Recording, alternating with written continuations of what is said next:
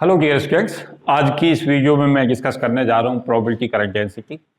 और probability density के साथ साथ मैं डिस्कस ये भी करूँगा कि इसके क्या वेरियस एप्लीकेशंस हैं। क्वेश्चंस भी बताऊँगा क्या क्या आ चुके हैं इस पे और क्या क्या फ्यूचर स्कोप है, आगे क्या क्वेश्चंस आने वाले हैं। तो एक महत्वपूर्ण टॉपिक रहता है क्वांटम मैकेनिक्स का प्रोबेबिलिटी करंट डेंसिटी और इसके पीछे की फिजिक्स छिपी हुई। बेसिकली प्रोबेबिलिटी करंट डेंसिटी जो कंसेप्ट है, जो हम इसे लेके चलते हैं, इसे समझाने चलते हैं, तो हमें ये जानना चाहिए कि प्रोबेबिलिटी हम कैसे पहले कैलकुलेट करते हैं और फिर ये पता करने की कोशिश करते हैं कि प्रोबेबिलिटी जब टाइम के हिसाब से चेंज होती है तो कौन सा फैक्टर ऐसा है कि जो प्रोबेबिलिटी को कैरी ऑन करता है। एक सिंपलेस्ट जो मैं कहना चाहूँगा, जो सिंपलेस्ट हमारी फिजिक्स है, अगर उसे हम लेकर चलें, उसे कंसीडर करके चलें, तो उसमें हम देखेंगे कि एक महत्वपूर्ण टॉपिक हमारा ये बना रहता है कि अगर कोई पर्टिकुलर रीजन है, वहाँ से पार्टिकल चलता है और किसी दूसरे रीजन की तरफ चलता है, तो कोई ऐसा कौन सा पैरामीटर है जो पहले ही संकेत देता है कि पार्टिकल किधर जाने वाला है। तो उसका जो संकेत होता है वो प्रोबेबिलिटी करंट डेंसिटी जो है वो संकेत देती है कि पार्टिकल किधर की तरफ जाने वाला है। अब इसमें हम क्या देखेंगे कि पहले मैथ्स पे जाएंगे, फिर मैथ्स में फिजिक्स ढूंढेंगे। एक जो महत्वपूर्ण चीज़ है वो ये है कि जो हमारा लोकलाइज्ड पार्टिकल होता है उसकी प्रोबेबिलिटी का करंट डेंसिटी वेरी नहीं करती। लोकलाइज्ड का मतलब होता है अगर कोई पार्टिकल पर्टिकुलर पॉइंट पर फिक्स है तो उसकी प्रोबेबिलिटी करंट डेंसिटी का वेरिएशन नहीं होता।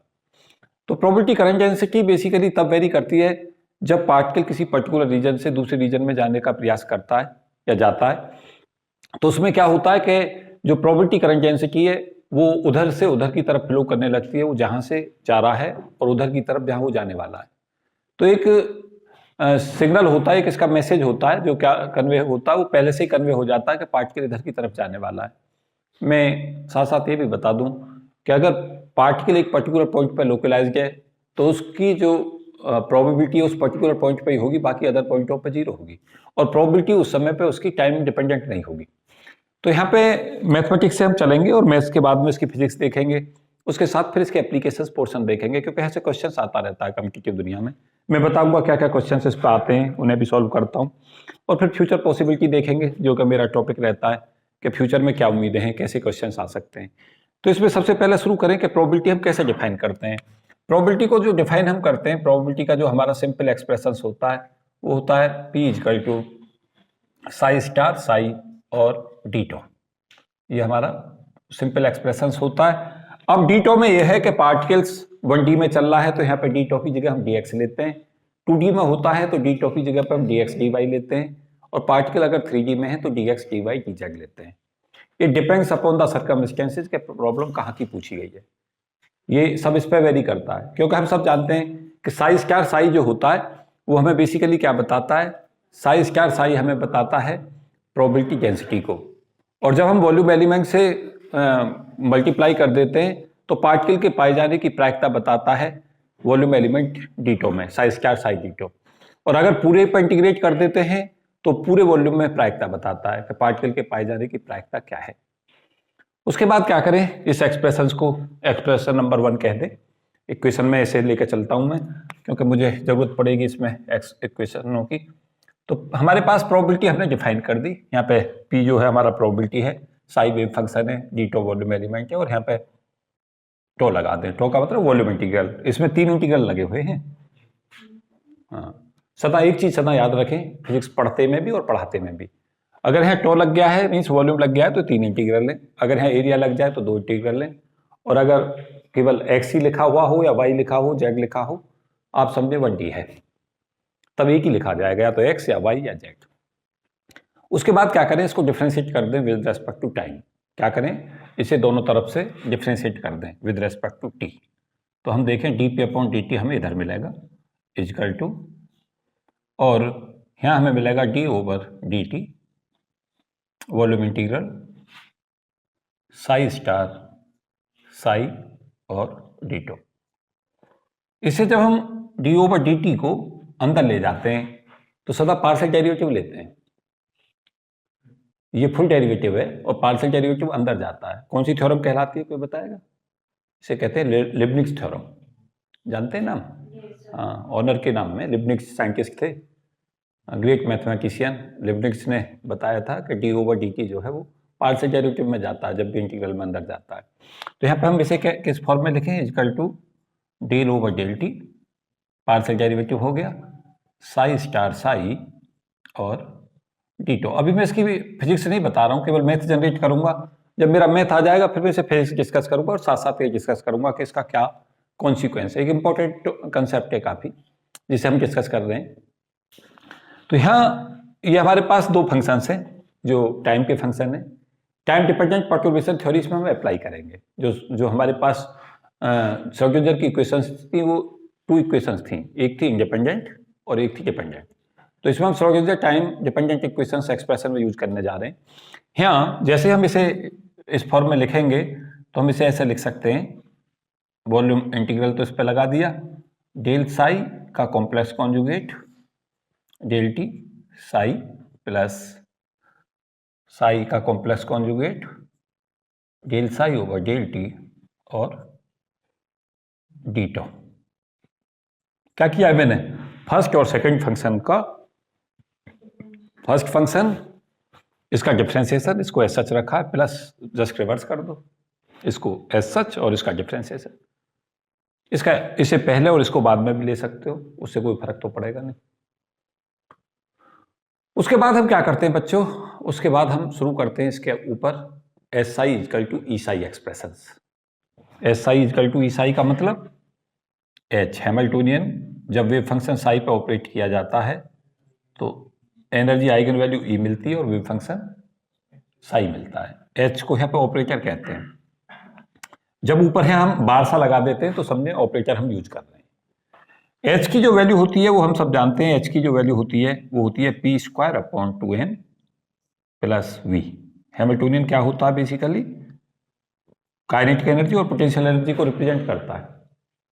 और अगर हम एच को देखें तो एच की वैल्यू को हम p square upon 2m plus v लेंगे। क्यों हम इसे ले रहे हैं, इस तरीका से हम इसे क्यों ले रहे हैं कि ये हमारी काइनेटिक एनर्जी का एक्सप्रेशन है, पोटेंशियल एनर्जी का, दोनों का सम होती है Hamiltonian equal to psi equal to, और ई साई हमारा कितना होता है, i h cut del psi over del T.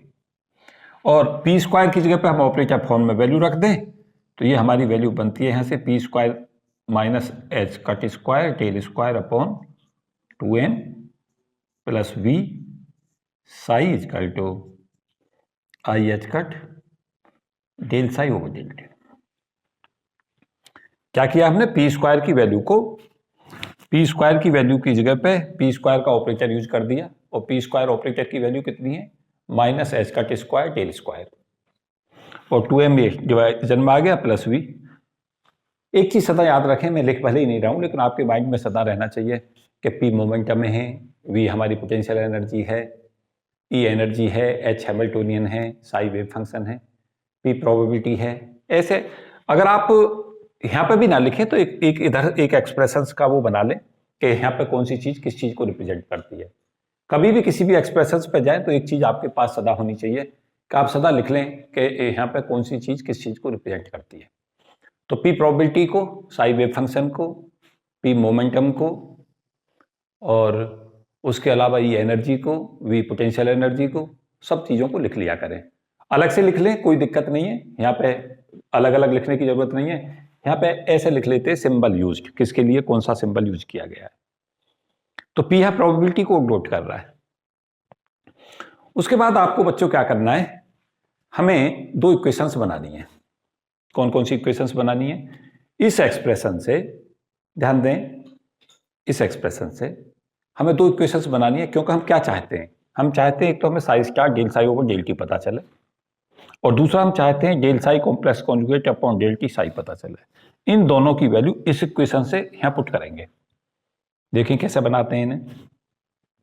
इस एक्सप्रेशंस को जो हमने यहां लिखा है इसको मल्टीप्लाई करके देखें, और इसकी अगर हम दूसरी फॉर्म बनाना चाहते हैं इसके कॉम्प्लेक्स कॉन्जुगेट की, तो हमारी ये इक्वेशंस इसके कॉम्प्लेक्स कॉन्जुगेट के साथ बनेगी, minus h cut square upon 2m del square plus v this one, और यहां पर कॉम्प्लेक्स कॉन्जुगेट लगा दें, साई का कॉम्प्लेक्स कॉन्जुगेट। जब हम इसका कॉम्प्लेक्स कॉन्जुगेट लिखेंगे तो आई किससे रिप्लेस हो जाएगा, माइनस आई से, और यहां दिस वन। क्या किया है मैंने, इसी एक्सप्रेशन का, इसको चलो मैं इक्वेशन मान लेता हूं, इसको इक्वेशन ले लेता हूं, इक्वेशन नंबर 2, इसको इक्वेशन नंबर ले लेता हूं 3, और इसको इक्वेशन नंबर ले लेता हूं 4। तो these are equations, equation 3, equation 4, और इक्वेशन 3 से ही इक्वेशन 4 हमने डेवलप की है। केवल क्या किया है, साई के कॉम्प्लेक्स कॉन्जुगेट के इक्वल कर दिया है। कॉम्प्लेक्स कॉन्जुगेट में आई को किससे रिप्लेस कर देते हैं, माइनस आई से, बस इतना ही तो किया है। अब ध्यान दें, यहां से अगर इस एक्सप्रेशन से हम देखें इक्वेशन 3 से, तो यहां से मैं इसी स्टेप पर हटा रहा हूं इसे मैं 1/IH कट को इधर ला सकता हूं।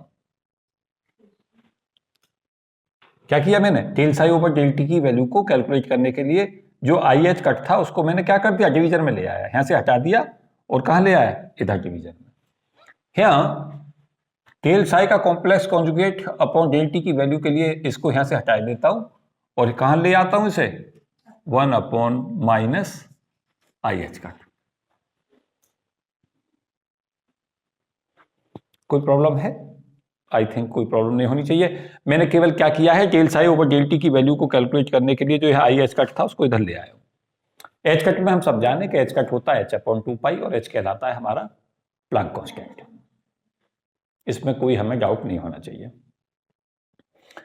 अब हमारी आगे की जो एक्सप्रेशंस हैं वो कैसे चलें, वो हमारे लिए महत्वपूर्ण हो जाएंगे। कैसे महत्वपूर्ण हो जाएंगे कि यहाँ हमें जो बनाना है इधर, वो बनाना है साई का complex conjugate del psi over del t.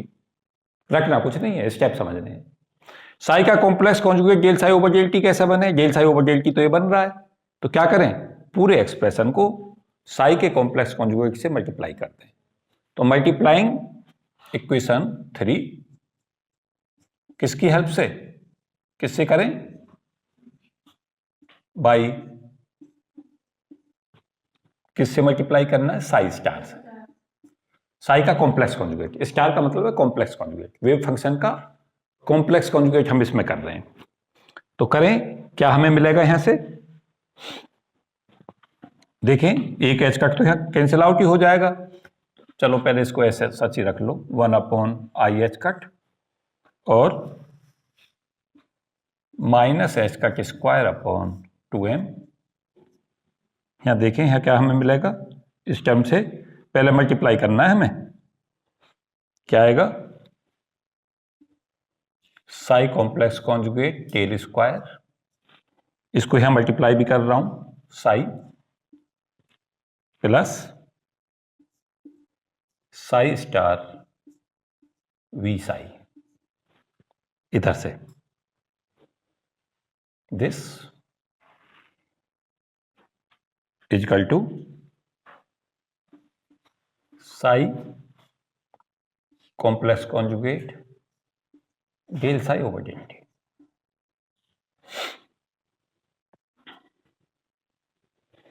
एक बहुत ही महत्वपूर्ण बात तो मैं मुझे बतानी है और उसको बहुत ध्यान से सुनो।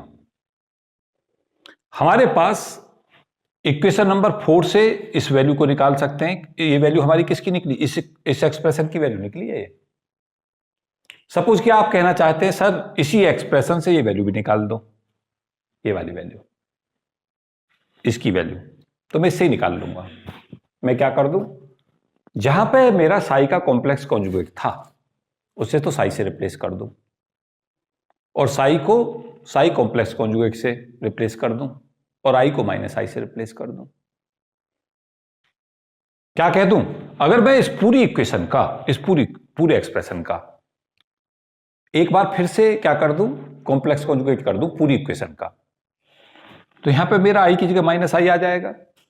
जब मैं इसका पूरी का कॉम्प्लेक्स कॉन्जुगेट कर रहा हूं तो इसका एक बार कॉम्प्लेक्स कॉन्जुगेट था, एक बार फिर से करूंगा, वो सेम ही लौट ही आएगा। डेल स्क्वायर यहां पे साई कॉम्प्लेक्स कॉन्जुगेट हो जाएगा, यहां साई हो जाएगा क्योंकि दो बार कॉम्प्लेक्स कॉन्जुगेट करोगे। वी का कॉम्प्लेक्स कॉन्जुगेट कुछ होता नहीं। आप कहोगे सर क्यों, पोटेंशियल एनर्जी सदा रियल होती है। साई का कॉम्प्लेक्स कॉन्जुगेट हो जाएगा, यहां पे साई और यहां पे डेल साई का complex conjugate upon del t हो जाएगा। या फिर तुम्हारे पास दूसरा स्टेप है, क्या, इसमें फिर से वही काम करें, किससे मल्टीप्लाई कर दें, साई से। ये आप दोनों में से कोई भी चॉइस चूज कर सकते हैं। कौन सी अच्छी लगी?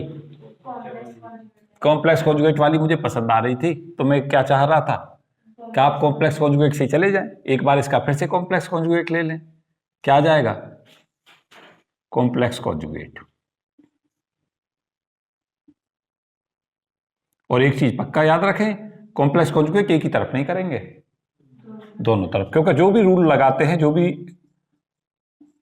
भी हम एप्लीकेशन अप्लाई करते हैं, वो हम दोनों तरफ अप्लाई करते हैं। तो कॉम्प्लेक्स कॉन्जुगेट ले लो दोनों तरफ। क्या आ गया? 1 - i h और -h square upon 2n psi del square psi का complex conjugate plus psi v psi complex conjugate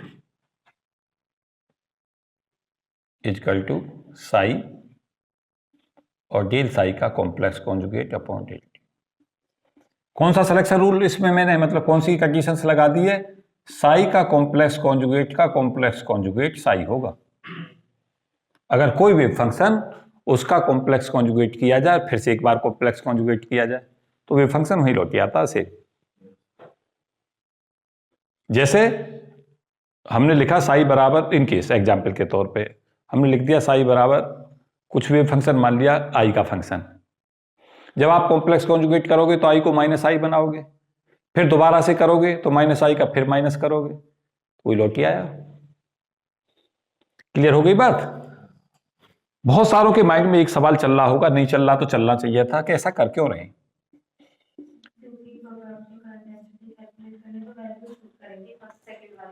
exactly हमें श्रोडिंगर टाइम डिपेंडेंट इक्वेशंस हमने यूज की। Schrodinger time dependent equations use करके हम कहां तक पहुंचे? इस रिजल्ट तक। अब इन दोनों की वैल्यू को इक्वेशन 5 और 6 को क्या कर दो? ऐड कर दो, एडिंग दी इक्वेशंस टुगेदर। कुछ नहीं रखना है, रखने की जरूरत ही नहीं। अगर आप रख रहे हो तो गलती कर रहे हो। क्या आ गया? 1/i(h) ये आया दिस टर्म, और -h square upon 2m psi का complex conjugate del square psi. Add कर रहे हैं ना सर? ऐड करेंगे तो ये h स्क्वायर वाले को कैंसिल होनी चाहिए ना सर? कौन सी वाली? सर ये h स्क्वायर साइज का नहीं पड़ी है, नहीं तो हाँ जी बताएं। सर ये वाली टर्म भी तो उठानी पड़ेगी इसमें, सर साइज का v वाली जो टर्म है सर, इसे तो कैंसिल करना है। ये तो टर्म अपने आप कैंसिल हो जाएगी। देखो ध्यान से, Sai complex conjugate v Sai और 1/i(h) और 1/-h) Sai v Sai star, ये कैंसिल आउट होंगी दोनों, ये टर्म बचेंगे। देखो यहां से हमें पता है क्या चलता है, पता 1/i(h) आपने कॉमन ले लिया। अब देखना यहां से क्या बच के आएगा। यहां देखें, ये टर्म तो कैंसिल आउट ही हो जाएंगे, ये दोनों, ये दोनों टर्म इसके मल्टीप्लिकेशन, ये पूरी टर्म इसके साथ मल्टीप्लाई होगी और ये पूरी टर्म इसके साथ होगी। ये अब जब दोनों को हम ऐड करेंगे तो देखिए कैंसिल आउट हो रही है या नहीं हो रही है? हो रही होंगे, हो रही है नहीं? और बताएं मुझे आगे क्या मिल रहा है हमें। मैं अगली टर्म ये सुनना चाहता था, मुझे बताएं कि यही आई या नहीं आई, ये सुनना था मुझे।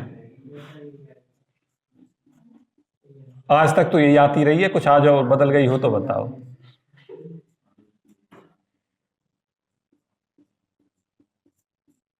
और ये टर्म्स ना 1/i(h) Sai star v Sai और ये 1/-i(h) Sai v psi complex conjugate, ये कैंसिल आउट होंगे, ये कैंसिल आउट हो जाएंगे। कोई बताएगा मुझे वजह? ध्यान दो मेरी बात है, ये v है यहां, इस v को पहले ले लो बाद में ले लो क्योंकि रियल है। तो v साई स्टार साई बनेगा और उसके साथ साथ 1/i(h) मल्टीप्लाई में बनेगा। और यहां देखना v इसको पहले ले लो, साई साई स्टार, और साई स्टार साई और साई साई स्टार सेम होते हैं। और 1 अपॉन -IH कट, तो ये दोनों टर्म आपस में, ये वाली टर्म इस वाली टर्म के साथ कैंसिल नहीं हो रही है क्या? कैंसिल हो रही है ये।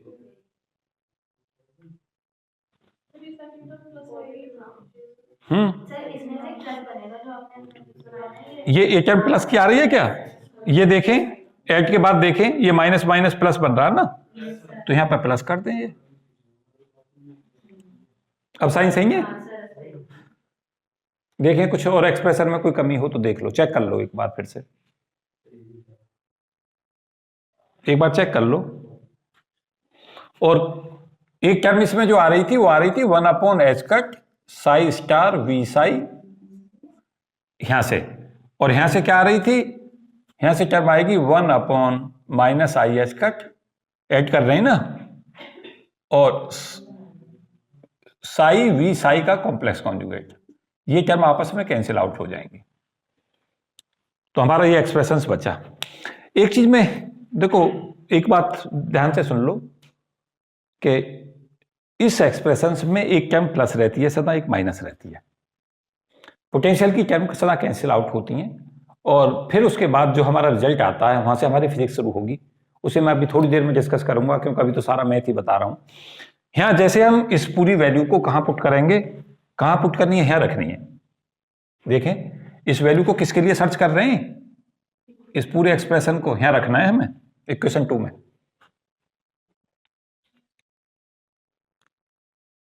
अगर यहां से इसे मैं और आगे तक लिखूं तो इसे मैं ऐसे भी लिख सकता हूं, -H cut upon 2IM Sai का कॉम्प्लेक्स कॉन्जुगेट, और क्या किया, इस टर्म को मल्टीप्लाई कर रहा हूं अंदर, तो -H cut upon 2IM Sai star,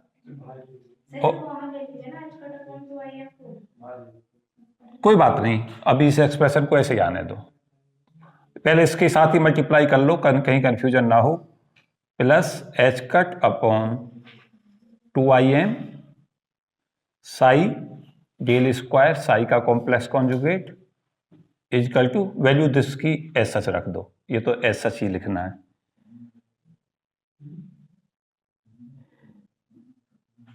इसमें माइनस साइन कॉमन निकाल दो, और H कट अपॉन 2IM को कॉमन निकाल दो, क्या आया, साई का complex conjugate del square psi minus psi del square psi का कॉम्प्लेक्स कॉन्जुगेट। इस एक्सप्रेशन को ऐसा चल रहे दो, किसके बराबर है ये, इधर तीर का मतलब समझ रहे हो, ये इसी के इक्वल है, बस यही तो मल्टीप्लाई कर रहा हूं। यहां से -H कट अपॉन 2IM मैंने कॉमन निकाल दिया। इस पूरे एक्सप्रेशन की जगह इक्वेशन नंबर 7 को कहां जाकर पुट कर दो, 2 में रख दो। क्या आ गया हमारा, देखो कवर हो रहा है सारा, देखें परव्यू से बाहर ना जाए बस। dp अपॉन dt की वैल्यू हमें कैलकुलेट हो गई, कितनी, -H कट अपॉन 2IM, और क्या आया बच्चों, इंटीग्रल तो आएगा ही, और वॉल्यूम इंटीग्रल आएगा psi star del square psi minus psi del two psi का कॉम्प्लेक्स कॉन्जुगेट, और डीटो का मतलब वॉल्यूम एलिमेंट, डीवी भी लिखते हैं कहीं, लेकिन डीवी मैंने यहां क्यों नहीं लिखा तुम्हें पता है, क्योंकि हमें कंफ्यूजन पैदा होता, वी हम पोटेंशियल के लिए यूज कर रहे हैं, और फिर डीवी लगा देते वॉल्यूम के लिए, तो वी 2 बार दिखता, उसमें कंफ्यूजन पैदा होता, तो टो लगा दिया मैंने वॉल्यूम इंटीग्रल के लिए। इस एक्सप्रेशन तक पहुंचे सभी, मुझे उम्मीद है इस तक आप सब पहुंच गए होंगे।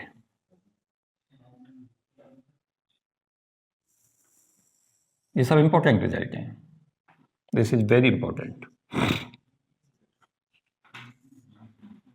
कहां से लिया है मैंने, इस वैल्यू को यूजिंग, कहां से लाए थे हम इसे, यूजिंग इक्वेशन 2 एंड 7 को 2 में रखा था, इस इक्वेशन नंबर 7 को इक्वेशन 2 में रखा था।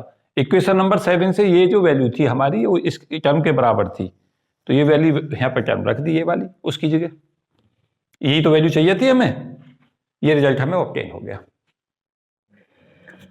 अब हमारा एक थ्योरम है जिसे हम ग्रीन थ्योरम कहते हैं।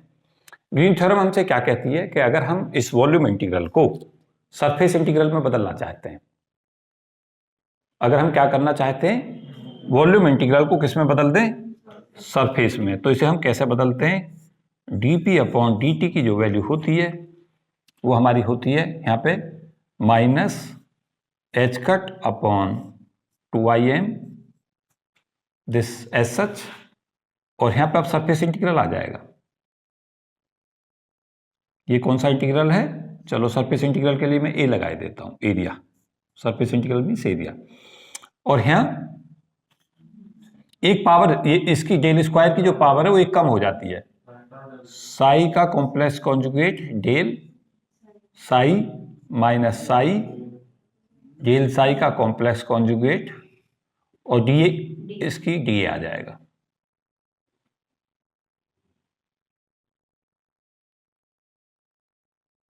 इसको एक्सप्रेशन हमारा आ चुका प्रोबेबिलिटी करंट डेंसिटी का, एस से दिखाते हैं प्रोबेबिलिटी करंट डेंसिटी को, कुछ बुक जे से भी दिखाती हैं। S and J both symbols are used for probability current density. PCD कहते हैं इसे ब्रीफ में, पीसीडी प्रोबेबिलिटी करंट डेंसिटी किसके इक्वल होती है, एच कट अपॉन 2im और साई का complex conjugate del psi minus psi del psi का कॉम्प्लेक्स कॉन्जुगेट। ये हमारी, कई बार हम इसे किससे दिखा रहे होते हैं, जे से, कुछ बुक जे से दिखाती हैं, कुछ बुक किससे दिखाती हैं, एस से, सिंबल दोनों यूज होते हैं इसलिए मैंने दोनों ही लिख दिए हैं। This is the expression of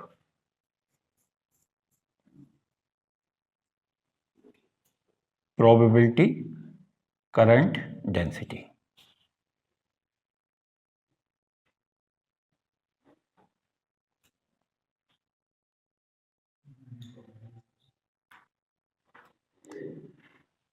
बच्चों इस एक्सप्रेशंस को तो आप ऑलवेज ही याद रखेंगे। ये कैसा एक्सप्रेशंस है, इस पे मैं कई बार मोस्ट इंपॉर्टेंट किए देता हूं जिससे आपको इसकी सार्थकता पता चल जाए कि एक बहुत ही महत्वपूर्ण रिजल्ट है।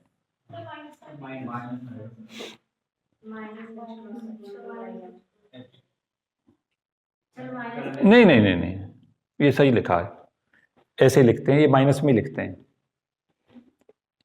ये सही लिखा हुआ है। मैं समझ गया आप क्या कहना चाह रहे हो। ये रिजल्ट बेसिकली अब ये बच जाएगा dp अपॉन dt equal to minus integral s dot d. और एक चीज सब याद रखना, एरिया जो होती है वेक्टर क्वांटिटी होता है, ये माइनस साइन में लेना था, ये इसके अलावा जो क्वांटिटी थी इसको लेना था एस। कभी आप इस माइनस को भी कवर कर दें, माइनस इधर ही रखना है, रीजन में समझाऊंगा। और यहां ए लगा दें,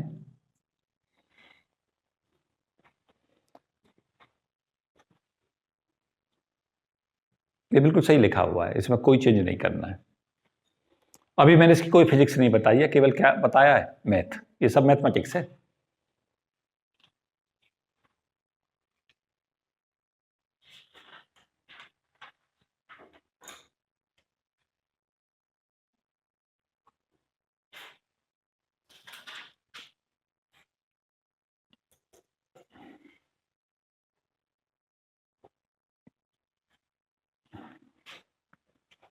बेसिकली इस नेगेटिव साइन का मतलब क्या है, हमने यहां माइनस क्यों रखा है उसे भी मैं बताता हूं, और फिर अब इसकी फिजिक्स बताता हूं थोड़ी देर। हम अगर यहां इस एक्सप्रेशन को किस में जाएं, इस एक्सप्रेशन को थोड़ा सा और आगे बढ़ाएं, तो एक हमारे पास थ्योरम होती थी बच्चों, उस थ्योरम को हम कहा करते थे जब हम सरफेस को वॉल्यूम में बदलते थे, उसमें यूज करते थे हम गॉस थ्योरम। तो गॉस थ्योरम हमसे क्या कहती है, गॉस थ्योरम, अगर इस एक्सप्रेशन को आप गॉस थ्योरम से पूछें कि भाई गॉस थ्योरम क्या इसे बोलती है, तो गॉस थ्योरम आपसे कहेगी, साइंटिस्ट को ऑनर दो सही से, स्पेलिंग मैंने थोड़ी जल्दबाजी में गड़बड़ लिख दी। गॉस थ्योरम क्या कहती है? इस एक्सप्रेशन को कहेगी कि इसे वॉल्यूम इंटीग्रल में बदल दो और एस डी एस हमारा कितना बन जाएगा? Divergence S d tau. Tau ही लगा देता हूं वॉल्यूम के लिए।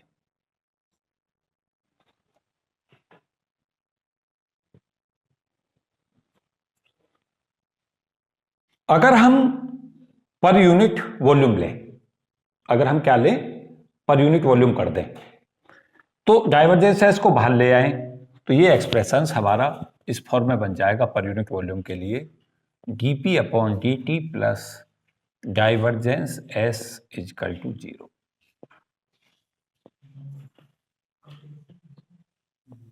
क्या किया मैंने? इस रिजल्ट को पर यूनिट वॉल्यूम बना दिया, means probability per unit time per unit volume. Per unit volume के लिए क्या हो जाएगा? ये डी टो की वैल्यू इंटीग्रल हट जाएगा, डी टो 1 हो जाएगा। पर यूनिट वॉल्यूम का मतलब ये है। तो dp अपॉन dt प्लस डाइवर्जेंस एस की वैल्यू क्या हो जाएगी? 0। ये बेसिकली है क्या? This is equation of continuity for quantum mechanics. ये equation of continuity for quantum mechanics for wave function किसके लिए कहलाती है? This is said to be integral form. और ये क्या बताती है? This is nothing rather than equation of continuity किसकी? क्वांटम मैकेनिक्स की। किस फॉर्म में? In terms of differential form. Differential form. और ये कौन सी फॉर्म थी? ये इंटीग्रल फॉर्म थी। यहां जब हम एस डॉट डी ए को लेंगे तो गॉस थ्योरम ये कहती है कि अगर हम सरफेस इंटीग्रल को वॉल्यूम में बदलते हैं तो सरफेस इंटीग्रल में जो हमारा एस था वो डाइवर्जेंस एस से रिप्लेस हो जाता है और जो हमारा एरिया है वो वॉल्यूम से बदल जाता है। देखो, अगर आपको याद नहीं आ रही है तो ये इसका स्टेटमेंट होता था, एरिया मैंने इधर लिया। इसका जो स्टेटमेंट होता था वो बेसिकली ऐसा होता था, A vector quantity an unit cap d S equal to volume integral divergence A d V. ये होता था। यह वॉल्यूम है वी। ये हमारी क्या थ्योरम कहलाती थी? गॉस थ्योरम कहलाती थी। A dot unit cap d S equal to divergence A d v. तो क्या हुआ? सरफेस इंटीग्रल को वॉल्यूम में बदलती थी। यहां हमारा सरफेस एरिया है, इसको किस में बदल रहे हैं हम? वॉल्यूम में। कौन सा थ्योरम यूज कर दिया? Gauss theorem. और यहां हम पहुंच गए। एक चीज हम याद रखें, अब जैसे ही हमने पर यूनिट लगा दिया है तो ये हमारे माइंड में रहना चाहिए कि यहां dp अपॉन dt जो अब हमारे हो गई, इसका मतलब अब ये हो गया प्रोबेबिलिटी पर यूनिट टाइम और प्रोबेबिलिटी पर यूनिट टाइम और पर यूनिट वॉल्यूम। ये बन गई। जैसे ही तुमने क्या किया? किसको कर दिया? पर यूनिट वॉल्यूम कर दिया।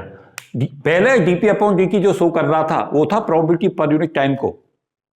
अब dp अपॉन dt में क्या कवर हो गया? पर यूनिट वॉल्यूम लगा दिया तो दोनों जगह लगाओगे।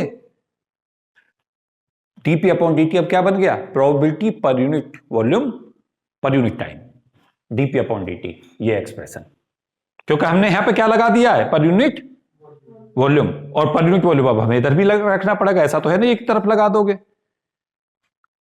अब इसमें सीखना क्या है? ये तो सारा मैथ्स था। अब डिस्कस करेंगे फिजिक्स इसकी क्या कहेगी, और फिर इस पर देखेंगे क्वेश्चन क्या आए हैं, और फिर देखेंगे उन क्वेश्चनों को कैसे सॉल्व करते हैं, फ्यूचर पॉसिबिलिटीज क्या है। मैं एक महत्वपूर्ण बात तो मैं बताना चाहूंगा। अगर हम इसको बताना चाहते हैं कि हमें ये पता चले तो मुझे दो एक्सप्रेशनों पर जाना पड़ेगा। एक वर्ड्स होता है हमारा कंजर्वेशन लॉज। क्या कहते हैं? एक हमारी होती है equation of continuity of charge. क्या कहती है इक्वेशन ऑफ कंटिन्यूटी चार्ज? मैं इससे जोड़ूंगा सब चीजों को। इक्वेशन ऑफ कंटिन्यूटी चार्ज ऐसे कहती है कि charge is neither created not destroyed, rather than merely we can transfer charge from one place to another. ये कहती है। वहां पे हम क्या कहते हैं? ये कहते हैं जब हम EMT पे जाते हैं, मैं सारे एक्सप्रेशनों को एक साथ कंपैरिजन पे लाऊंगा, क्वांटम मैकेनिक्स, EMT मैकेनिक्स सारी जोड़ दूंगा। अब यहां पे हम क्या देखेंगे कि अगर हमारा सपोज किया यहां चार्ज है, Q, और ये चार्ज हमारा डिक्रीज हो रहा है। जैसे ये चार्ज डिक्रीज होगा इस रीजन में, तो चार्ज हमारा कहीं ना कहीं जाएगा यहां से, उसका रास्ता चाहे जो भी हो।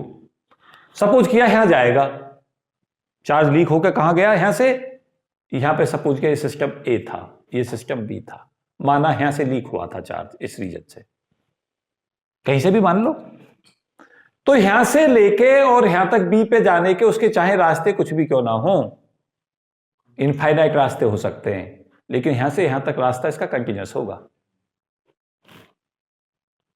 अब भी नहीं समझे बात? Charge is neither created nor destroyed का सिंपलेस्ट मतलब यह है कि अगर चार्ज ना तो क्रिएट हो सकता ना पैदा हो सकता, तो क्या कर सकते हो, चार्ज को ट्रांसफर कर सकते हो।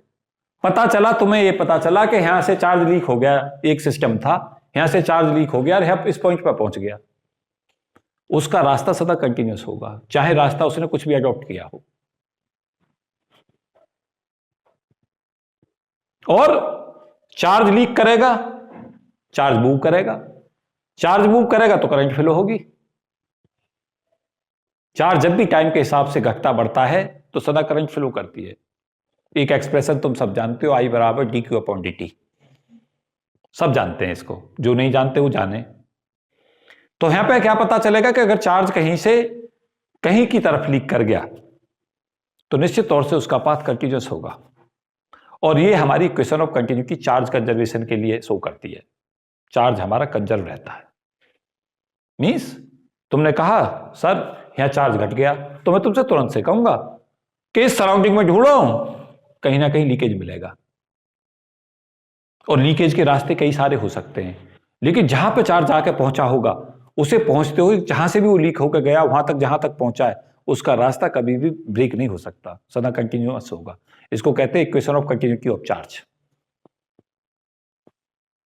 मैं मैथ नहीं ले जा रहा इसका, लेकिन थोड़ा सा भी मैथ पे अगर मैं ध्यान दिलाने की तो मैं कोशिश करूं। मुझे नहीं पता कि अभी तुम्हें EMT आती है या नहीं आती, तो वहां एक रिजल्ट हमारा आता था बहुत ही महत्वपूर्ण, वो आता था divergence J plus del rho upon del t equal to 0। ये रिजल्ट हमने पढ़ा है। अब ऐसा मैं बिल्कुल नहीं करूंगा कि तुम्हें इसका डेरिवेशन दूं, अगर मैं ऐसा करूंगा तो मुझे कहां से समय दूंगा, समय भी तो मुझे बहुत चाहिएगा इसे ड्राइव करने में। EMT में पढ़ाऊंगा। बेसिकली सारी बुकों को पढ़ाने का एक सबसे बड़ा एडवांटेज टीचर के साथ ये रहता है कि वो कोरिलेट करना जानता है। किस चीज को? EMT को क्वांटम से जोड़ देगा, क्वांटम को EMT से जोड़ देगा, मैकेनिक्स को क्वांटम से, मैकेनिक्स को EMT से, सब आपस में कोरिलेट होती है।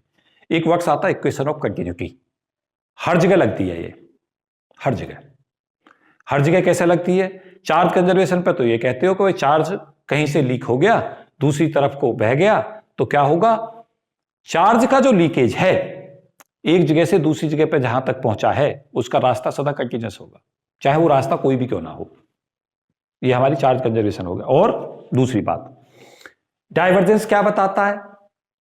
अगर मैं इस एक्सप्रेशन को इस फॉर्म में जाकर लिखना चाहूं तो आप देख रहे होंगे जे का स्थान यहां P ने ले लिया है,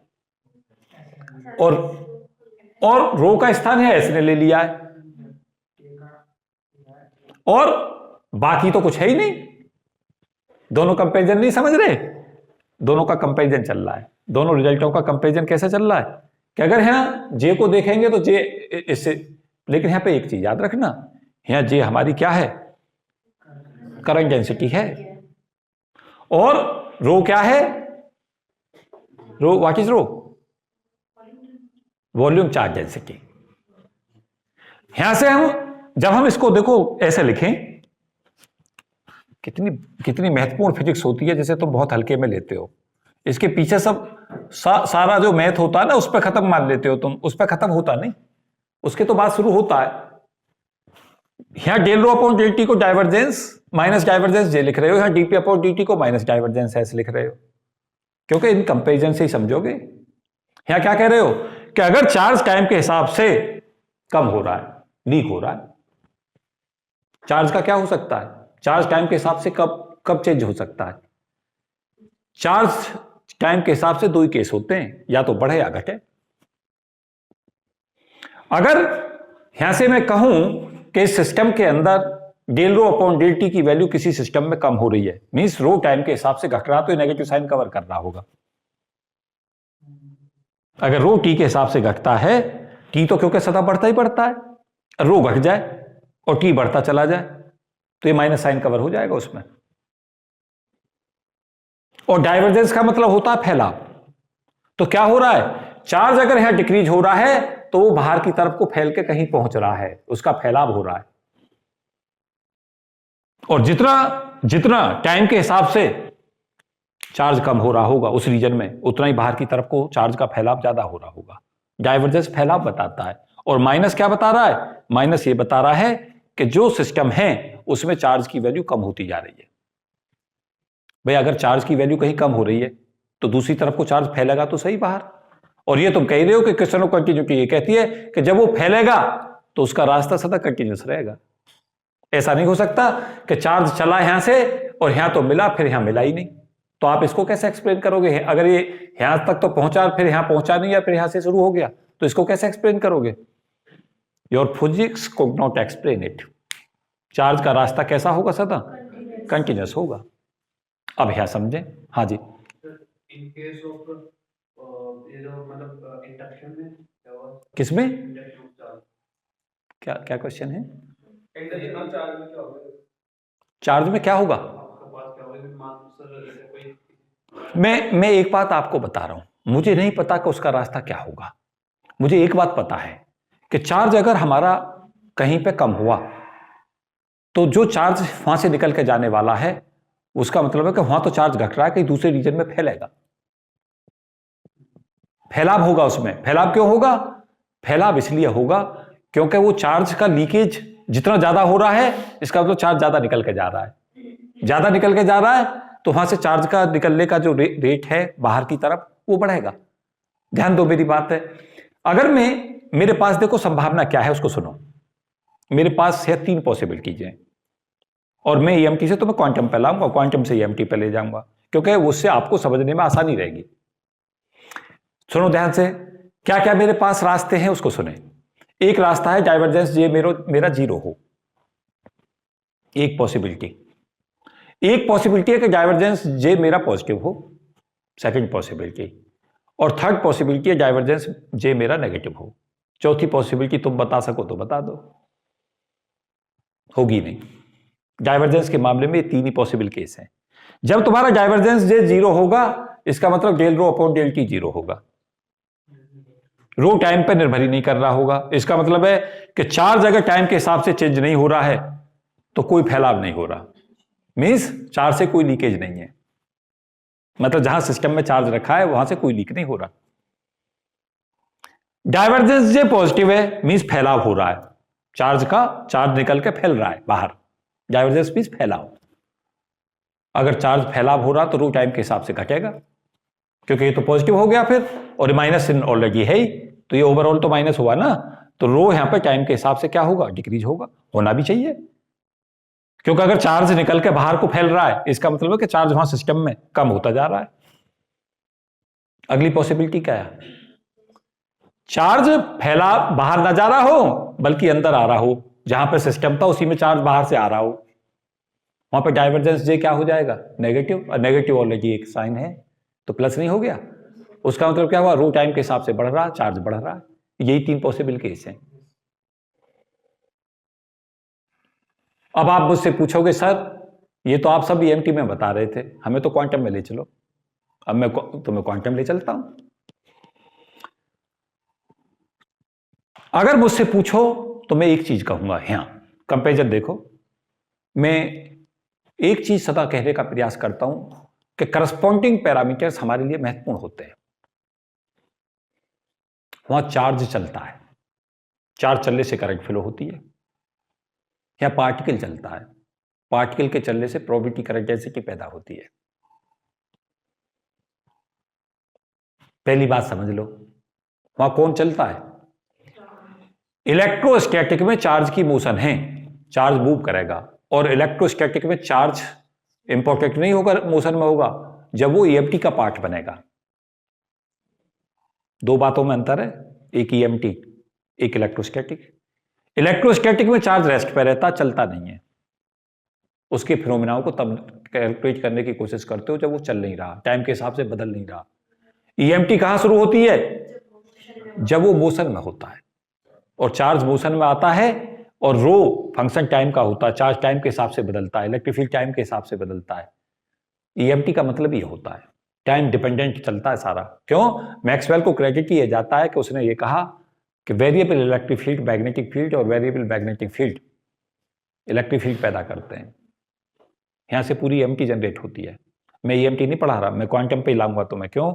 मेरा पर्पज ये है कि दोनों को ही मैं कंपैरेटिव स्टडी करूं। तो यहां पे मैं क्या कहूंगा कि हमारे पास अगर यहां से देखें हम, अगर डाइवर्जेंस एस जीरो हो जाए, डाइवर्जेंस एस हमारा बच्चों क्या हो जाए? जीरो हो जाए। अगर डाइवर्जेंस एस जीरो हो जाता तो डीपी अपॉन डी जीरो हो जाएगा। उसका मतलब क्या होगा? उसका मतलब है पार्टिकल लोकलाइज्ड हो गया है, पार्टिकल चल ही नहीं रहा। अगर पार्टिकल चल नहीं रहा और पर्टिकुलर रीजन्स के अंदर लोकलाइज हो गया, जैसे मैं तुम्हें एक चीज बताऊं, एक केस समझाता हूं तुम्हें। यहां से पार्टिकल्स इस पर्टिकुलर रीजन में तुमने कन्फाइंड कर दिया। क्या किया तुमने? इस पर्टिकुलर रीजन में पार्टिकल को कन्फाइंड कर दिया। अब इससे बाहर, ध्यान दो मेरी बात को, मैं जो बोल रहा हूं, इससे बाहर यहां कोई प्रोबेबिलिटी करंट डेंसिटी नहीं आने वाली है कभी भी इस रीजन में। प्रोबेबिलिटी करंट डेंसिटी वहां आने वाली है जहां उस रीजन से छोड़कर वो कहीं दूसरी जगह जाने वाला है। बात को समझो। प्रोबेबिलिटी करंट डेंसिटी ये बताती है, ये एक्सप्रेशन हमें ये बताता है कि किसी पर्टिकुलर रीजन्स के अंदर अगर पार्टिकल के पाए जाने की प्रायिकता अगर घटती है तो उसी समय, जिस समय वो घट रही थी, किसी दूसरे रीजन में पाए जाने की प्रायिकता बढ़ेगी। और उस प्रायिकता को कैरी ऑन कौन करेगा? उन रीजन्स की तरफ जहां वो जाने वाला है, प्रोबेबिलिटी करंट डेंसिटी करेगी। अगर डीपी अपॉन डीटी इस पर्टिकुलर रीजन के चलते कम होता जा रहा है तो प्रोबेबिलिटी करंट, अब हमें नहीं पता वो कहां से किस रास्ते से जाने वाला है, लेकिन अगर यहां पे पर्टिकुलर वो लोकलाइज्ड नहीं है तो इस पूरे रीजन को छोड़कर जाने वाला है। कब जाने वाला है मुझे नहीं पता, किस टाइम पे जाने वाला है, लेकिन जहां से वो जाएगा और जहां तक जाएगा, प्रोबेबिलिटी करंट डेंसिटी उस रीजन में फ्लो करेगी। और कहां से कहां फ्लो करेगी? उस जहां से वो जा रहा है वहां से, और कहां की तरफ? जहां तक उसे जाना है। प्रोबेबिलिटी कंजर्वेशन लॉ सदा पालन होता ही है। दुनिया के अंदर कोई दुनिया का ऐसा सिस्टम नहीं है कि तुम अपने ऊपर लगाओ इस फिजिक्स को। मैं कहूंगा तुम एक पार्टिकल हो, अब तुम लोकलाइज्ड हो क्योंकि तुम बैठे हो। जब तुम बैठे हुए हो तो तुम एक लोकलाइज्ड पार्टिकल हो। अब तुम्हारी प्रायिकता टाइम का डिपेंडेंट फंक्शन इस समय नहीं है। क्यों? इस टाइम पे तुम्हारी स्थिति क्या है? फिक्स हो गई। फिक्स है तो इसका मतलब क्या हुआ? तुम्हारी प्रायिकता, बाहर वाला अगर देखेगा तो ये तुम्हें नॉर्मलाइज करके कह देगा कि तुम इस रूम के पार्ट हो, तुम्हारी प्रायिकता यहां बने, सब्जेक्ट टू इस रूम में है। बाहर वाला तो ये कहेगा इस रूम में गए हो तुम, ये नहीं पता तुम कहां हो। ऑब्जर्वर अगर यहां बैठा है तो तुम्हें देख के ये कह देगा यहां बैठा है, तो यहां प्रायिकता 1 है, बाकी जगह 0 है।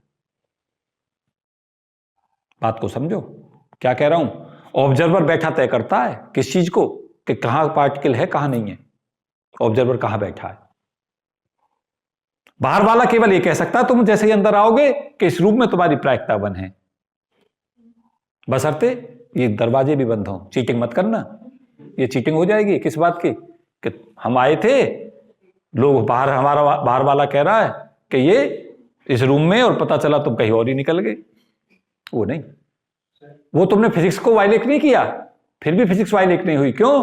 अगर तुम निकल गए तो तुम्हारी प्रायिकता अपने आप थी यहां पे, कहीं दूसरी तरफ भी फंक्शन चला गया, तुम्हारी प्रोबेबिलिटी करंट डेंसिटी फ्लो कर गई। कहां से? जहां जिस रास्ते से तुम निकले थे।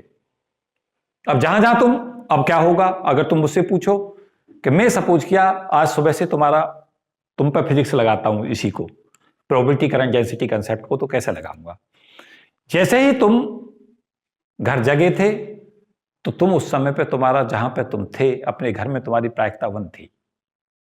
अपने घर में समय बदला, तुम्हारे घर में पाए जाने की प्रायिकता घटती चली गई क्योंकि अब तुम घर पर हो नहीं। अब तुम्हारी प्रायिकता किधर की तरफ चल पड़ी, यहां मेरे पास आने की। तो तुम्हारा वहां से लेके यहां तक जो प्रोबेबिलिटी करंट डेंसिटी पाथ है वो कंटिन्यूअस है। दूसरे रीजन में जहां तुम नहीं थे वहां तुम्हारी प्रोबेबिलिटी करंट डेंसिटी ढूंढो ही मत, 0 आएगी क्योंकि तुम्हारा वेव फंक्शन वहां कभी रहा ही नहीं। चूक रहे हो क्या? अब यहां से चलोगे, अब प्रोबेबिलिटी करंट डेंसिटी तैयार बैठी है तुम्हारी प्रायिकता को यहां घटाने को और जहां को तुम जाने वाले हो वहां बढ़ाने को। अगर ऐसा ना होता तो फिर पता क्या होता, फिर इस एक्सप्रेशन की जरूरत ही ना होती। और ये पता क्या कहेगा, ये कहेगा तुम्हारे घर में पाए जाने की प्रायिकता घट रही है तो तुम्हारा घर से बाहर के निकलने के रास्ते चाहे जो भी होने हों वहां पर तुम्हारी बढ़ रही है संभावना। हो सकता है तुम्हारे घर में 4 गेट हो, चाहे तुम कोई से निकलो, लेकिन क्या होगा, निकलोगे जरूर। वो एक अलग मैटर ऑफ चांस है कौन से निकलोगे। ब्लफ दे रहे होगे, लेकिन फिजिक्स को ब्लफ नहीं दे सकते। कैसे नहीं दे सकते फिजिक्स को ब्लफ? कि चाहे कोई से रास्ते से निकलना, लेकिन जहां से तुमने निकलना शुरू किया होगा और जहां तक तुम चलोगे तुम्हारा वेव फंक्शन चलता ही रहेगा। यह प्रोबेबिलिटी कंजर्वेशन के लिए जरूरी था। प्रोबेबिलिटी अगर टाइम के हिसाब से घटी है तो प्रोबेबिलिटी करंट डेंसिटी उस हिसाब से खुद को चेंज करेगी जिससे ये एक्सप्रेशंस वैलिड बना रहे। अब दूसरी बात सुनो, 3 पॉसिबिलिटीज क्या है, फिर यहां लगा दो तीनों पॉसिबिलिटीज। क्या कहोगे, डाइवर्जेंस एस 0 है। डाइवर्जेंस एस 0 का मतलब है कि डीपी अपॉन dt 0 हो गया। प्रोबेबिलिटी टाइम डिपेंडेंट नहीं रही, इंडिपेंडेंट हो गई। अब पार्टिकल लोकलाइज्ड हो गया। लाइक तुम ऑल द टाइम अपने घर में रह रहे हो, क्या होगा, डाइवर्जेंस एस तुम्हारा 0 ही होगा। क्यों? अब ढूंढते रहो तुम्हारा बाहर का रास्ता मिलेगा ही नहीं। कहां मिलेगा? क्योंकि निकले ही ना हो घर में से, तो फैलाव कहां से आएगा तुम्हारे रास्तों का?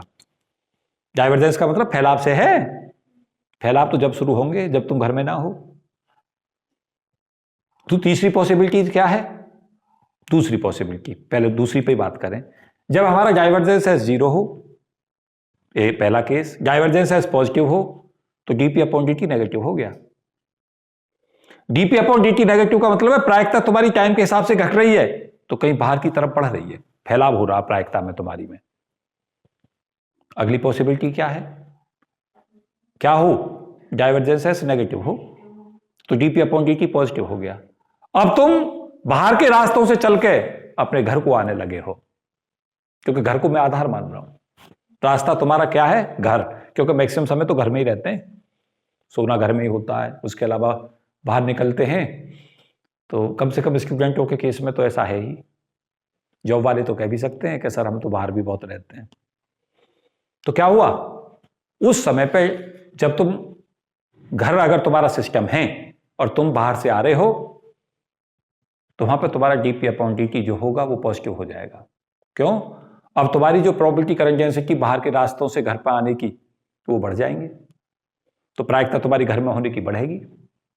क्यों? जब तुम्हारे रास्ते बाहर से आने वाले अंदर की तरफ आने लगे।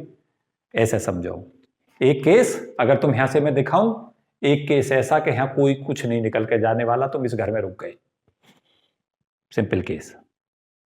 मुझसे पूछो कि अब डाइवर्जेंस एस ढूंढ रहा हूं मैं, यहां ये सब 0 मिलेगा, यहां कुछ ना मिलने वाला, क्योंकि तुम घर में ही तो हो, ढूंढते रहो तुम। अगली क्या पॉसिबिलिटीज है? अगली पॉसिबिलिटी है कि यहां घर में पाए जाने की तुम्हारी प्रायिकताएं कम हो रही हैं। तो अब तुम्हारे साथ जो वेव फंक्शन चलने वाला है, मुझे नहीं पता तुम यहां से इधर से निकले हो, घर के यहां से निकल के जा रहे हो, यहां से निकल के जा रहे हो, सपोज क्या 4 गेट हैं, मुझे क्या पता, तुम्हारे पास अल्टरनेट रास्ते होंगे, तुम्हारा वेव फंक्शन तो यहां चल ही रहा होगा।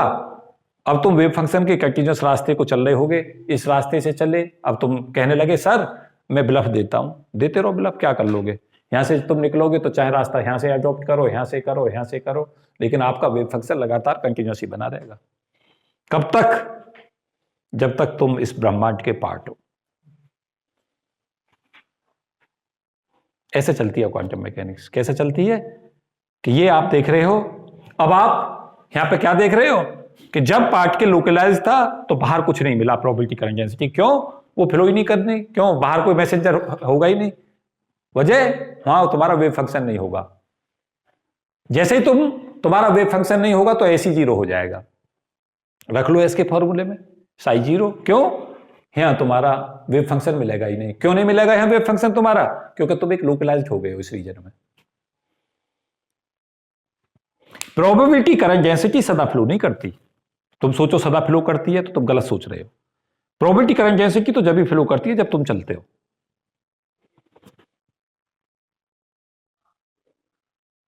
तुमने कह दिया probability current density sir Meerut college में हमारी रात को फ्लो कर रही थी 12 बजे, तो क्या 12 बजे जा रहे थे मेरठ कॉलेज? फ्लो ही नहीं करेगी। क्यों नहीं करेगी? वो तो उसके तब चलने लगेगी जब तुम चलने लगोगे। प्रोबेबिलिटी करंट डेंसिटी सदा ऐसे ही चलती है। और जब हम ओवरऑल में लेकर चल रहे होते हैं तो हमारे पास में तीन ही पॉसिबिलिटी होती हैं। एक जब डाइवर्जेंस एस जीरो हो, एक डाइवर्जेंस एस जब हमारा पॉजिटिव हो, और एक डाइवर्जेंस एस नेगेटिव हो। तीनों केसेस के हमें डिफरेंट एस्पेक्ट पता होनी चाहिए, क्या क्या इसका फिजिकल मीनिंग है। और ये कुछ भी नहीं है, ये केवल दुनिया के अंदर तुम्हारी श्योरिटी करती है कि तुम्हारी जो ओवरऑल जो प्रायिकता है पूरी दुनिया की वो सदा बनी है। कहीं घटी है तो कहीं दूसरी जगह बढ़ी है, ये मतलब है इसका। अगर मुझसे पूछोगे सर सिंपलेस्ट वे बताओ, तो मैं एक ही सिंपल बात कहूंगा कि तुम्हारी कहीं पर अगर प्रायिकता पाए जाने की घटती है तो कहीं दूसरी जगह बढ़ती है। और जहां पर से घटती है, जितनी जहां घटने लगेगी उतनी ही दूसरे रीजनों में बढ़ने लगेगी। उन रीजनों में जिनमें तुम जाते हो, उनमें नहीं जिनमें तुम जाते ही नहीं। आप ब्लफ नहीं दे सकते फिजिक्स को। क्या नहीं कह सकते? सर हमारा वेव फंक्शन यहां था और सीधा अमेरिका में मिला। आपने पूरी फिजिक्स फेल कर दी। हो ही नहीं सकता। आपका वेव फंक्शन यहां से मिलेगा चाहे तुम किसी रास्ते से गुजरो, कोई देवीय शक्ति नहीं है, किसी भी रास्ते से गुजर के जाना तुम्हारा वेव फंक्शन मिलेगा ही। अब तुम कहने लगे सर सदा मिलेगा, मैं कहूंगा नहीं, जब मिलेगा जब आप गए हो उसी समय मिलेगा। पता नहीं तुम एंजॉय कर रहे थे या नहीं कर रहे थे, पर है ब्यूटीफुल चीज ये सारी, है ना। ये एक मस्त टॉपिक है बहुत, जो हमें क्या बता रहा होता है कि चाहे रास्ते कितने भी अडॉप्ट करें, हम कितनी भी ब्लफ देने की कोशिश करें, सारे क्राइम ऐसे ही तो पकड़े जाते हैं। क्राइमिनल आता है, वो पता क्या सोच रहा होता है? वो एक बात सोच रहा होता, धोखा दे जाऊंगा मैं। वो दुनिया को धोखा दे दे, क्वांटम को धोखा नहीं दे सकता। क्वांटम फिर भी कहेगी, जैसे कहते हैं ना ब्लैंक मटर हो गया। अरे ब्लैंक मटर हो ही नहीं सकता भाई, क्वांटम मैकेनिक्स साफ मना करती है। कैसे ब्लैंक मटर हो जाएगा? जो आदमी जहां क्राइम करने आया होगा उसने कोई भी रास्ता अडॉप्ट किया होगा। वो तो कानून का मजाक उड़ाने के लिए लोग क्या करते हैं, रात में क्राइम कर देते हैं। क्यों? उसमें इस बात का संदेह का लाभ उठाने का प्रयास करते हैं कि कोई गवाह कल को होगा, क्योंकि देश चलता है, अदालत चलती है गवाहों पे। तो वहां पे क्या होगा कि वहां अदालत में ये कह दिया जाए कि भाई गवाह मिलेगा, गवाह कह देगा रात में 9 बजे 10 बजे या क्राइम हुआ, क्या तुम्हें वो क्लियर पहचान हुई? उसी ने मारा था, उसी ने मर्डर किया था। तो आदमी कहेगा जी अंधेरा था, मिल गया संदेह का लाभ। और भारतीय कानून व्यवस्था ये कहती है, न्यायपालिका ये कहती है कि आप संदेह पे नहीं दे सकते किसी को सजा, जब तक आप पुष्ट नहीं हो जाते। संदेह का लाभ सदा जो क्राइम करता है उसको मिलता है। तो भारत में जो संदेह का ही तो लाभ उठाते हैं, क्वांटम मैकेनिक्स को धोखा देते हैं, किसमें? अंधेरे का लाभ लेकर, कि उसका वेव फंक्शन नहीं पता कि ये उसी का वेव फंक्शन था या किसी दूसरे का था। कम समझे बात, क्योंकि सबके वेव फंक्शन अलग हैं, हर का वेव फंक्शन अलग है। एनीवे, मुझे नहीं पता तुम इसको एंजॉय कर रहे थे या नहीं कर रहे थे, पर मैं बहुत एंजॉय कर रहा था। साथ साथ तुम्हें 2-3 बातें और बता दूं कि एस हमारा पॉजिटिव कब होगा, नेगेटिव कब होगा। देखो ये मैथ्स है, उस पर मैं बहुत ज्यादा नहीं डिस्कशन देना चाहूंगा, लेकिन इस पर मैं अप्लाइड क्वेश्चंस पर जरूर जाना चाहूंगा कि इसकी एप्लीकेशंस पोर्शन है क्या और उससे हमें क्या फिजिक्स सीखने को मिलती है। तो मुझे उम्मीद है कि इस लेक्चर को आप अच्छे से एंजॉय कर रहे होंगे। मैं नेक्स्ट वीडियो में इसके कुछ एप्लीकेशंस पोर्शन लेता हूं, क्योंकि थियोरेटिकल कंसेप्ट तो मैंने इस वीडियो में डिस्कस कर दिए हैं। और जो नेक्स्ट लेक्चर, इसमें मैं नंबर भी बदले दे रहा हूँ। कितना नंबर चल रहा है हमारा? ये 27। अब मैं इसमें लेक्चर नंबर पर किस पे जा रहा हूँ? 28। इसमें मैंने पूरा मैथमेटिक्स और फिजिक्स डेवलप समझाई थी इसमें, और इसमें डिस्कशन था 2 चीजों पे, मैथमेटिकल डिस्कशन था, और मैथमेटिकल के साथ साथ क्या डिस्कस कर रहा था? सारी फिजिक्स डिस्कस कर रहा था, इसके पीछे की फिजिक्स क्या है। तो मैथमेटिक्स से हम फिजिक्स पे आ रहे थे, पहले मैथमेटिकल डेरिवेशन देख रहे थे और फिर उसके साथ इसके क्या करा रहे थे, फिजिक्स इसमें ढूंढ रहे थे कि फिजिक्स इसकी क्या है, ईएमटी से कंपेरिजन कर रहे थे। नेक्स्ट जो कंसेप्ट मैं इसमें डिस्कस कर रहा हूँ वो कौन सा करने जा रहा हूँ, अप्लाइड कंसेप्ट, क्या आ चुका है, और फिर डिस्कस करूंगा इस पर क्या आने वाला है फ्यूचर में। तो काफ़ी इंपॉर्टेंट टॉपिक है, मुझे उम्मीद है कि आप लोग एंजॉय कर रहे होंगे लेक्चर, और जो नहीं कर रहे हैं वो फिर से देखें इसे, क्योंकि बहुत ही प्रोजेक्टफुल लेक्चर है ये, खासतौर से क्वांटम मैकेनिक्स के जो समझना चाहते हैं, जो चाहते हैं कि इसका डीप कंसेप्ट हमें पता चले, तो उन्हें ये पता चलेगा कि प्रोबेबिलिटी करंट डेंसिटी ही कंटिन्यूटी को कंफर्म करती है। कंटिन्यूटी प्रोबेबिलिटी की अगर कोई इंश्योर करता है तो यही कंसेप्ट करता है कि कहीं प्रोबेबिलिटी टाइम के हिसाब से डिक्रीज होती है तो उसी इंस्टेंट पे कहीं दूसरी जगह बढ़ रही होती है, और प्रोबेबिलिटी करंट डेंसिटी जहां से पार्टिकल चलता है, जहां जाता है, उसी के हिसाब से फ्लो करती है। तो उसकी डायरेक्शन भी वही होती है जो जिसके लिए आप प्रोबेबिलिटी कंसेप्ट लगा रहे हो, जो उसकी दिशा होगी उसी हिसाब से प्रोबेबिलिटी करंट डेंसिटी होगी। अगर प्रोबेबिलिटी करंट डेंसिटी फ्लो नहीं कर रही है, इसका मतलब पार्टिकल लोकलाइज्ड हो गया है। अगर वो दुनिया का पार्ट है पार्टिकल, अगर वो लोकलाइज्ड हो जाता है तो उस लोकलाइज्ड रीजन के अंदर उसका वेव फंक्शन रहता है, बाहर उसका जीरो हो जाता है। जैसा आप इनफाइनाइटी पोटेंशियल वॉल की बात करें, आपने कहा पार्टिकल x बराबर 0 से l के बीच है, उसके बाहर प्रोबेबिलिटी करंट डेंसिटी हम चाहते हैं निकालना, जब साई नहीं तो प्रोबेबिलिटी करंट डेंसिटी किस बात की होगी नहीं। Gate my point. तो ये सब चीजें मैं डिस्कस कर रहा था, मुझे उम्मीद है कि आपने इसे एंजॉय किया होगा। Thank you and best for all of you. जय हिंद।